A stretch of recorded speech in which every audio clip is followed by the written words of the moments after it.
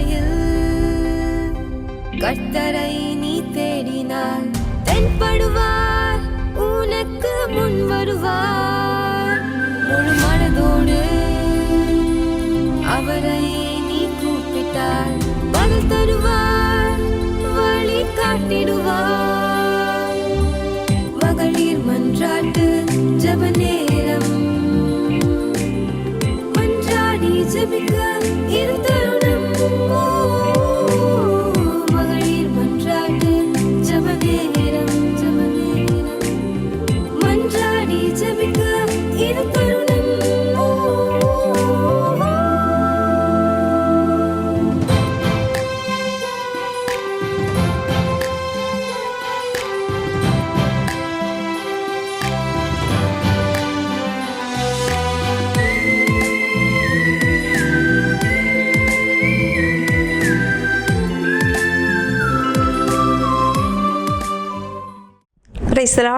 கர்த்தர் நல்லவர், அவர் கிருபை என்றும் உள்ளது. இன்றைக்கும் இந்த வருடத்தின் முதலாவது மாதத்தில் தேவனுடைய நாமத்தின் மகிமைக்காக நாம் யாவரும் கூடி வந்திருக்கிறோம். அவருடைய பிள்ளைகளாகிய நம்மை அவர் ஆதரித்து நடத்துகிற தேவன். யார் யார் அவரை தேடி அண்டிக் கொள்ளுகிறார்களோ அவர்களுக்கு சமீபமாக இருந்து அவர்களை நடத்தி வருகிற தேவன் நம்மை நித்தமும் நடத்துவாராக. இந்த வருடம் முழுவதும் நம்மை நடத்தி அவருடைய ஆச்சரியமான பாதையில் நம்மை கொண்டு செல்வார். நாம் செய்ய வேண்டியதெல்லாம் அவருடைய சித்தம் செய்ய வேண்டும், அவரை ஆராதிக்க வேண்டும். அவருடைய சித்தம் நாம் அவரை ஆராதிப்பது, நம்ம அவரை எப்போதும் துதித்து ஆராதித்து மகிமைப்படுத்த நம்முடைய வாழ்க்கையில் இருக்கிற எல்லா தடைகளும் உடையும், எல்லா விதமான போராட்டங்களையும் தாண்டி செல்ல பலன் நமக்கு உண்டாகும். கர்த்தருடைய நாமத்தினால் நாம் சுகமாய் வாழ்ந்திருப்போம். இன்றைக்கும் காலை வேளையில் தேவ சமூகத்தில் கூடி வந்திருக்கிற நாம் யாவரும் சேர்ந்து ஒரு பாடலை பாடி நாம் தேவனை ஆராதிக்க போகிறோம். சேர்ந்து பாடலாமா? தேவனை துதித்திடுவோம், சபையில் தேவன் எழுந்தருள ஒரு மனதோடு அவர் நாமத்தை துதிகள் செலுத்தி போற்றிடுவோம். ஒரு மனதோடு அவர் நாமத்தை துதிகள் செலுத்தி போற்றிடுவோம்.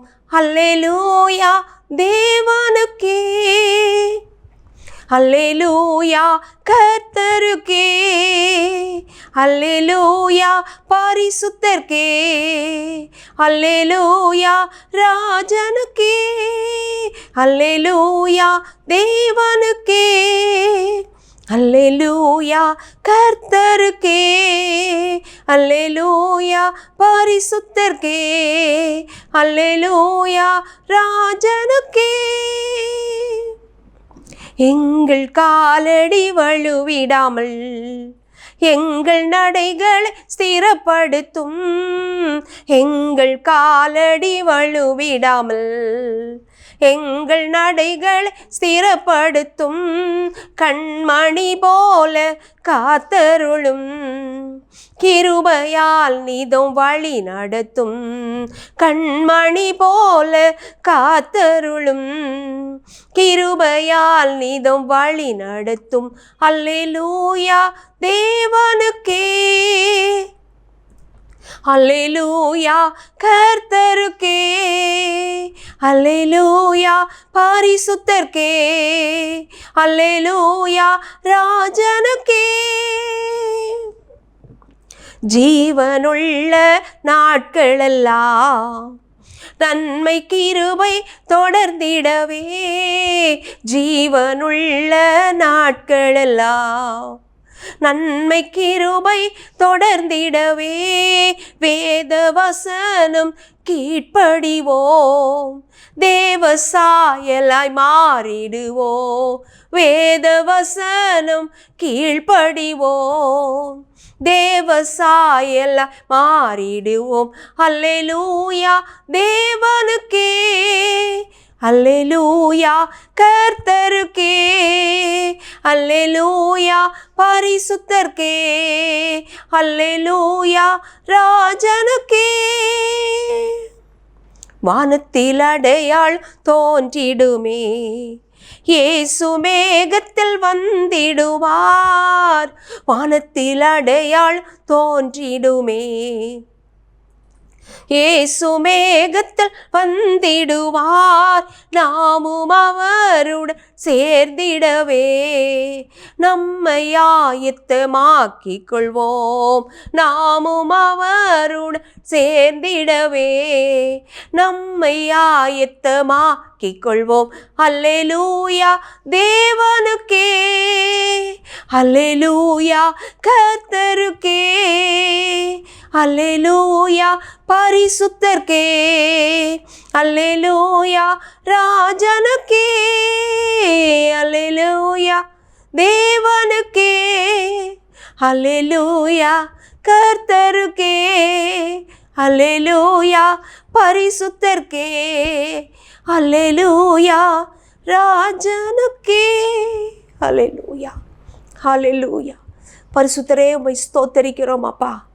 வானத்தில் அடையாளம் தோன்றும் போது என் இயேசு நீர் மேகத்தில் வந்துடுவீர். நீர் வரும்போது நாங்கள் ஆண்டவரே உம்மை எதிர்கொள்ளும்படியாய், எங்களை ஆயத்தம் பண்ணிக்கொள்ளும்படியாய் உம்முடைய சமூகத்தில் வந்திருக்கிறோம். எங்கள் குறைகள் குற்றங்களை மன்னிப்பீராக. உம்முடைய சமூகத்தில் காத்திருக்க எங்களுக்கு ஆண்டவரே தகுதி வேண்டும்ப்பா. பரிசுத்தம் இல்லாமல் ஒருவனும் மண்டையில் வர முடியாது. நாங்கள் உம்முடைய பரிசுத்த பாதத்தில் வந்திருக்கிறோம். கர்த்தர் நீர் எங்களை ஆண்டவரே அங்கீகரிப்பீராக. இந்த ஜெப வேளை அங்கீகரிப்பீராக. ஆண்டவரே துதிபலிகளை அங்கீகரிப்பீராக. எங்களை உம்முடைய சமூகத்தில் நாங்கள் ஒப்புக் கொடுக்கிறோம். நீர் எங்களை வழி நடத்தும், வழுவாமல் காத்து கொள்ளும் ஐயா. எங்கள் நடைகளை உமக்கு நேராய் ஸ்திரப்படுத்தும். எங்கள் கால்கள் வழுவாதபடி நீர் உம்முடைய திருக்கரத்தால் எங்களை பிடித்து வழி நடத்துங்கப்பா. எங்களை தாழ்த்தி உங்கள் திருக்கரத்தில் தருகிறோம். கர்த்தர் நீர் மகிமைப்படுவீராக. நீர் ஒருவர் மாத்திரம் மகிமைப்படுவீராக. துதிக்கும் கனத்துக்கும் பாத்திராகிய கர்த்தர் ஒருவருக்கே சகல ஸ்தோத்திரங்களும் துதிகளும் ஏறெடுக்கிறோம். மீதியான நேரமெல்லாம் எங்களோடு கூட இருப்பீராக. இயேசுவின் நாமத்தில் பிதாவே, ஆமேன். ஹல்லேலூயா. இந்த நாளிலும் கர்த்தருடைய வேதத்திலிருந்து தியானிக்கும்படியாய் தேர்ந்தெடுக்கப்பட்ட வேத பகுதி 2 நாளாகமும் அதனுடைய 32ஆம் அதிகாரம் 22வது வசனம் இவ்விதமாய் சொல்கிறது.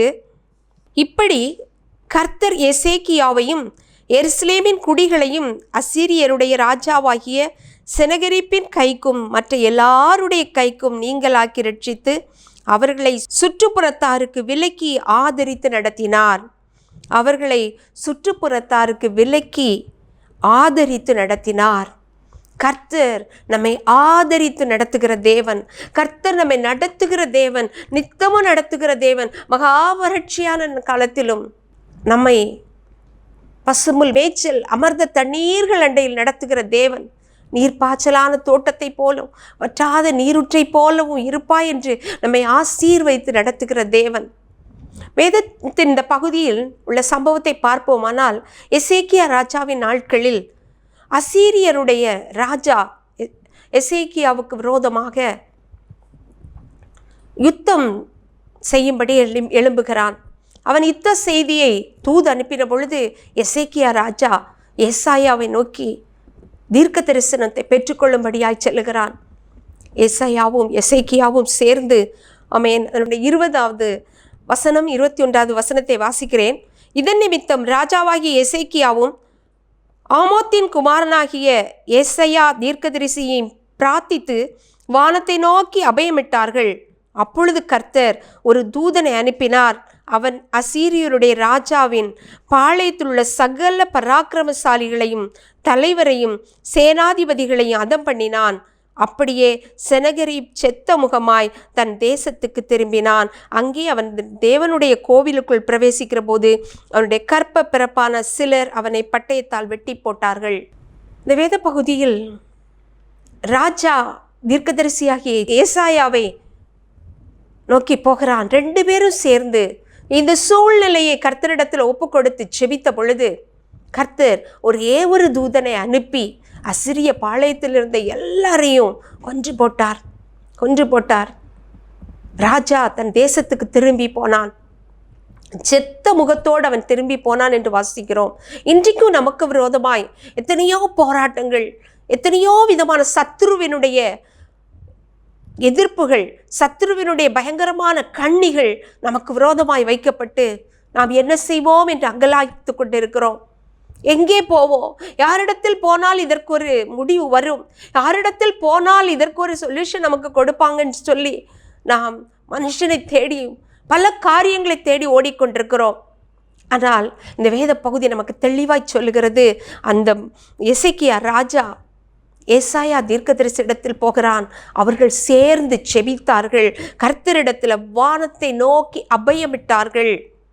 நம்முடைய காரியங்களுக்காய் கர்த்தராகிய தேவனை நோக்கி பார்க்கிற பொழுது, தேவ பிள்ளைகளோடு சேர்ந்து, தேவ மனிதர்களோடு, பரிசுத்தவான்களோடு சேர்ந்து காரியங்களை கர்த்தருக்கு தெரிவித்து நாம் அபயமிட்டு ஜெபிக்கிற பொழுது, அது எவ்வளவு மகா பெரிய மலை போன்ற பிரச்சனையானாலும் அது பனி போல உருகி போகும்.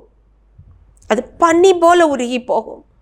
இங்கே வந்த அந்த பயங்கரத்துக்கு கர்த்தர் ஒரே ஒரு தூதனை அனுப்பி பெரிய யுத்தத்தை அவரே நடத்தி முடித்தார். அவர் ஆதரித்து நடத்துகிற தேவன். அவரை அண்டிக் கொள்கிறவர்களையும் அவரை தேடுகிறவர்களையும் அவர் ஆதரித்து நடத்துவார். வருடம் முழுவதும் நம்மை அவர் ஆதரித்து நடத்த அவர் ஆயத்தமாயிருக்கிறார். நாம் செய்ய வேண்டியது அவரை தேடி போக வேண்டும். ஒவ்வொரு காரியங்களுக்கும் அவருடைய பாதத்தில் அமர்ந்து பிரார்த்திக்க வேண்டும். ஒவ்வொரு காரியங்களுக்கும் அவருடைய பதிலுக்காக காத்திருந்து அந்த பதிலின்படியே அவருடைய சித்தத்தின்படியே செய்ய அறிந்து கொள்ள வேண்டும். பிரியமானவர்களே, கர்த்தர் நம்மை நடத்துகிற தேவனாயிருக்கிறார். அவர் முதலாவதாக நம்மை ஆதரித்து நடத்துகிறார். இன்னும் பாருங்கள், வேதத்தில் 78வது சங்கீதத்தில் நாம் வாசிக்கிற பொழுது அதனுடைய 14வது வசனம், பகலிலே மேகஸ்தம்பத்தினாலும் முழுவதும் அக்கினி வெளிச்சத்தினாலும் அவர்களை வழி நடத்தினார். கர்த்தர் நம்மை வழி நடத்துகிற தேவன். தூரமாயிருக்கிற காரியங்கள், தொலைநோக்கு காரியங்கள், இந்த காரியங்களுக்கு நம்மை வழி நடத்துகிற தேவன். அன்றைக்கு இஸ்ரவேல் ஜனங்கள் கர்த்தர் சொன்னபடியே பாலும் தேனும் ஓடுகிற கானானை நோக்கி புறப்பட்டு கடந்து செல்கிறார்கள். அவர்கள் போகிற வழியில் ராத்திரி வேளைகளில் அந்த மகா பயங்கரமான இருள், வனாந்தரத்தில் மூடியிருந்த அந்த இருளுக்கு அந்த ஜனங்களை காக்கும்படியாய், அவர்களை வழி நடத்தும்படியாய் அக்கினி ஸ்தம்பமாய் கர்த்தர் வெளிப்பட்டார். அக்கினி ஸ்தம்பத்தை அவர்களுக்கு முன் வைத்தார். அவர்கள் பகலிலே போகும்போது மகா பயங்கரமான வெயில், கொடூரமான வெயில் அவர்களை அவித்து போடாதபடிக்கு, அழித்து போடாதபடிக்கு அந்த வனாந்தர பகுதியில் அவர் மேக ஸ்தம்பத்தை வைத்தார். மேகத்தையும் அக்கினியை வைத்து அவர் பகலிலும் இரவிலும் அந்த ஜனங்களை பாதுகாத்தார். மேகத்தின் அடியில் அழகாய் நடத்தி சென்றார். அக்கினி தூண்களின் மத்தியில் அவர்கள் சுகமான வெளிச்சத்தில் அழகாய் அவர்களுடைய பிரயாணம் இருந்தது. இன்றைக்கு நம்முடைய வாழ்க்கையில் நாம் போகிற பாதையில் எத்தனையோ கரடு முரடுகள், எத்தனையோ பாதைகளில் திசை தெரியாத நிலைமைகள், எங்கே போவேன் என்று சொல்லி கலங்கி நிற்கிற சூழ்நிலைகள். இந்த மாதிரியான சூழ்நிலைகளில் நாம் கர்த்தருடைய சித்தத்தை அறிந்து போவோமானால், கர்த்தருடைய பிள்ளைகளோடு சேர்ந்து நடப்போமானால், கர்த்தர் நமக்காக ஒரு பந்தியை ஆயத்தப்படுத்துவார், நமக்காக ஒரு வழியை ஆயத்தப்படுத்துவார், நமக்காக அவர் முன் செல்வார். மேக ஸ்தம்பமாய், அக்கினி ஸ்தம்பமாய், ஒரு இருள் போன்ற பகுதிகளில், வாழ்க்கையின் இருண்ட பகுதிகளில், திக்கற்று நிற்கிற பகுதிகளில் அவர் நமக்கு அக்கினி ஸ்தம்பமாய், அக்கினி தூணாய், மகா வெயில் போன்ற பயங்கரமான சூழ்நிலைகளில் அவர் நமக்கு வெளிச்சமாய், மேக ஸ்தம்பமாய் அவர் நம்மை வழி நடத்த சித்தமுள்ளவராயிருக்கிறார். நாம் அவர் சார்ந்து கொள்ளுவோம். அவர் நம்மை வழி நடத்துவார். அவர் நம்மை ஆதரித்து நடத்துகிற தேவன். அவர் நம்மை வழி நடத்துகிற தேவன். சங்கீதம் 78:53 வசனத்தை வாசிப்போம். ஆனால் அவர்கள் பயப்படாதபடிக்கு அவர்களை பத்திரமாய் வழி நடத்தினார். அவர்கள் சத்துருக்களை கடல் மூடி போட்டது. அவருடைய சத்துருக்களை கடல் மூடி போட்டது. இஸ்ரவேல் ஜனங்கள் நடந்து கொண்டு போகும் பொழுது அங்கே செங்கடலுக்கு முன்பாக வந்து நின்றார்கள். அதை எப்படி தாண்டி செல்வது என்கிற ஒரு வழி தெரியாமல் திகைத்து நின்ற பொழுது திருப்பி போய்விடலாம் என்று திரும்பி பார்க்கிறார்கள். அங்கே பார்வோனுடைய படை அவர்களை துரத்தி வருகிறதை காண்கிறார்கள். திக்கற்ற நிலைமை, முன்னையும் போக முடியல, பின்னையும் போக முடியல. எங்கே போவோம்? நாம் அழிந்தோம், இதோடு வாழ்க்கை முடிந்தது, இதுக்கு மேலே ஒரு ஸ்டெப் வைக்க முடியாது, இதுக்கு மேலே என்னால் ஒன்றுமே செய்து எங்களால் முடிக்க முடியாது, சத்துரு எங்கள் மேல் விழுந்து ஆயிற்று என்று சொல்லி அவர்கள் கதறுகிற வேளையில் கர்த்தர் மோசேயிடத்தில் சொன்னார், உன் கையில் இருக்கிறது என்ன? அவரிடத்தில் ஒரு காய்ந்த கோல், ஆடுகளை மேய்த்த ஒரு கோல், அது மாத்திரம் இருந்தது. ஆண்டவர் சொன்னார், அந்த கோலை கடலின் முன்பாக நீட்டு என்று சொல்லி மோசே செங்கடலில் அவர் கரத்தில் இருந்த கோலை நீட்டினார். செங்கடலை நோக்கி நீட்டப்பட்ட அந்த கோலில் இருந்து தேவனுடைய வல்லமை இறங்கின பொழுது செங்கடல் ரெண்டாக பிளந்தது. நல்ல ஒரு அழகான வழி அவர்களுக்கு உருவாயிற்று. கடல் பகுதியில் இந்த ஜனங்கள் அழகாய் நடந்து போகும்படி ஆண்டவர் அவர்களுக்கு பாதையை உண்டாக்கினார். ஜனங்கள் கடந்து போகிறதுக்கு முன்பாக இந்த பார்வோன் சேனையும் கடலுக்குள் இறங்கிற்று. அவர்கள் துரத்தி வந்தாலும் அவர்களை நெருங்க முடியாதபடி, இஸ்ரவேலர்களை நெருங்க முடியாதபடி அவர்களுக்கும் பார்வோன் சேனைக்கும் இடையில் ஒரு பெரிய தடை இருந்தது. அவர்களால் நெருங்கவே முடியவில்லை. இஸ்ரவேல் ஜனங்கள் அத்தனை பேரும் அக்கறைப்பட்ட பொழுது கடல் பார்வோனுடைய சேனையை மூடிக்கொண்டது. ஆம்பிரியமானவர்களே, நமக்கு விரோதமாய் எழும்பி வருகிற மகா பயங்கரமான பிரச்சனைகள், புயல் போன்ற பிரச்சனைகள் எது வந்தாலும் கர்த்தரை நம்பி போகிற பிள்ளைகள், கர்த்தரை நம்பி இருக்கிற பிள்ளைகள், கர்த்தரையே தஞ்சமாய் கொண்ட பிள்ளைகள் நிச்சயமாக வழிநடத்தப்படுவார்கள். நாம் பயப்பட வேண்டிய தேவையே இல்லை. நாம் பத்திரமாய் வழிநடத்தப்படுவோம். கர்த்தர் பத்திரமாய் இந்த ஜனங்களை வழிநடத்தினார். வருடம் முழுவதும் கர்த்தர் நம்மை ஆதரித்து நடத்துவார். நம்மை அவர் தம்முடைய வழிகளில் நடத்துவார். வனாந்தரத்தில் மேகஸ்தம்பத்தாலும் அக்கினி ஸ்தம்பத்தாலும் நம்மை பாதுகாத்து நடத்துவார். அது மாத்திரமில்லாதபடி அவர் நம்மை பத்திரமாய் நடத்துவார். ஒருவரும் நம்மை சேதப்படுத்தாதபடி, ஒன்றும் நம்மை சேதப்படுத்தாதபடி, ஒன்றும் நம்மை அண்டாதபடி, அணுகாதபடி அவர் பத்திரமாய் நம்மை நடத்துவார். ஒன்றுக்கும் கலங்க வேண்டாம். எல்லாவற்றையும் கர்த்தர் பாதத்தில் போட்டு விடுவோம். அவர் நம்மை வழி நடத்துவார். இன்னும் பாருங்கள், சங்கீதம் 107 அதனுடைய 7வது வசனத்தில் பார்க்கிற பொழுது, தாபரிக்கும் ஊருக்கு போய் சேர அவர்களை செவ்வையான வழியிலே நடத்தினார். தாபரிக்கும் ஊருக்கு சென்று சேர அவர்களை செவ்வையான வழியில் நடத்தினார். பிரியமானவர்களே, பாலும் தேனும் ஓடுகிற கானானுக்கு அவர்கள் சென்று தங்கி தாபரிக்க வேண்டிய அந்த தேசத்துக்கு போக அவர்களை செம்மையான வழியில் கர்த்தர் நடத்தினார். 1 நாள் 2 நாள் அல்ல, 1 மாதம் 2 மாதம் அல்ல, 40 வருடங்கள் அவர்கள் அந்த வனாந்தரத்தில் நடக்கும் பொழுது கர்த்தர் அவர்களை செம்மையான பாதையில், அவர்களுக்கு பாதைகளை உண்டு பண்ணி செம்மையான பாதையில் நடத்தினார். இன்றைக்கும் இந்த உலகத்தின் யாத்திரையில் நாம் கடந்து சென்று கொண்டே இருக்கிறோம். ஒவ்வொருவருக்கும் ஒரு வயது நிர்ணயிக்கப்பட்டிருக்கிறது. அதுவரையிலும் இந்த உலகத்தில் நாம் நடக்க வேண்டியதாகவே இருக்கிறது.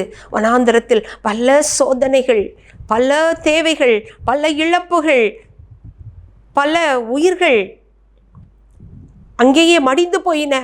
இந்த சூழ்நிலைகளெல்லாம் கடந்துதான் இந்த ஜனங்கள் போய்கொண்டிருந்தார்கள். கர்த்தருடைய சித்தத்தின்படி அவர்கள் கானானை சுதந்தரித்தார்கள். நம்முடைய வாழ்க்கையிலும் பரம கானானாகிய சியோனை நோக்கி நாம் நடந்து கொண்டிருக்கிறோம், ஓடிக்கொண்டிருக்கிறோம். அந்த பரலோகத்தின் வாஞ்சையோடு யார் யார் ஓடுகிறோமோ அவர்களை கர்த்தர் செம்மையான பாதையில் நடத்துவார்.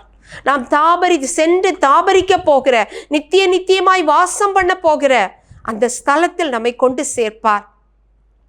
நாம் இந்த பூமியில் அந்த பரலோகத்தை சென்றடைவதற்கு அவர் நம்மை செம்மையாய் நடத்துவார்.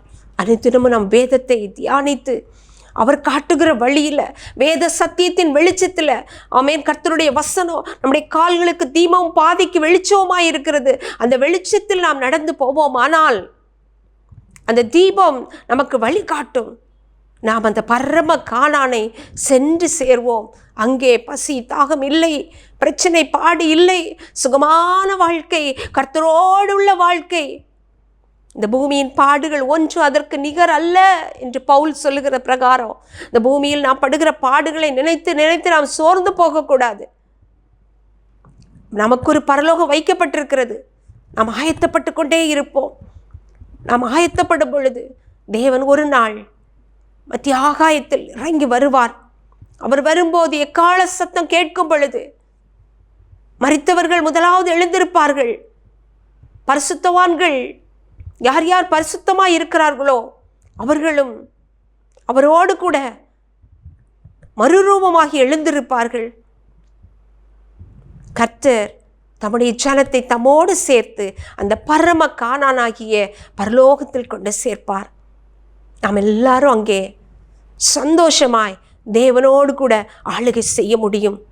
பிரியமானவர்களே, இந்த வருடத்தில் அதே சிந்தையோடு அதே ஏக்கத்தோடு நம்முடைய வாழ்க்கையை அவருக்கு ஒப்புக் கொடுப்போமானால் செம்மையான பாதையில் அவர் நம்மை நடத்துவார், நம்மை ஆதரித்து நடத்துவார், நமக்கு வழிகாட்டி வழி நடத்துவார், நாம் பயப்படாதபடி நம்மை பத்திரமாய் நடத்துவார், நம்மை செம்மையான பாதையில் நடத்துவார். இந்த வார்த்தைகளினால் கர்த்தர் நம்மை ஆசீர்வதிப்பாராக. கர்த்தர் நம்மோடு இருக்கிறார், நமக்கு ஒரு நன்மையும் குறைவுபடாது. ஆமேன், ஆமேன். நமக்கு ஒரு நன்மையும் குறைவுபடாது. அவர் நம்மை நித்தமும் நடத்தி மகா வறட்சியான காலங்களில் நம்முடைய ஆத்துமாவை தேற்றி நம்முடைய நாமத்தின் நிமித்தம் நம்மை நீதியின் பாதையில் நடத்துவார். மரண இருளின் பள்ளத்தாக்கில் நடந்தாலும் பொல்லாப்புக்கு பயப்படேன், தேவரீர் என்னோடு கூட இருக்கிறீர், முதுகோலும் தடியும் என்னை தேற்றும் என்ற வசனத்தின்படி அவர் நம்மை தேற்றி ஆற்றி சுகமாய் நடத்துவாராக. ஆமேன். பிரியமானவர்களே, இந்த நாளிலும் பிறந்த நாளை காண்கிற யாராவது இருப்பீர்களானால் கர்த்தருடைய சமூகத்தில் நாம் ஜெபிக்க போகிறோம். தலைகளை தாழ்த்தி எல்லாரும் ஜெபிப்போம். அன்பின் பரலோக பிதாவே, இந்த நல்ல வேளைக்காக உமக்கு நன்றி செலுத்துகிறோம் அப்பா. இந்த நல்ல நாளில் பிறந்த நாளை காண்கிற உடைய பிள்ளைகளை உடைய திருக்கரத்தில் அர்ப்பணிக்கிறோம். தேவன் இவர்களை நீர் செம்மையான பாதையில் ஆதரித்து நடத்துவீராக. பயம் திகில் இல்லாதபடி உம்முடைய நீதியின் பாதையில் நடத்துவீராக.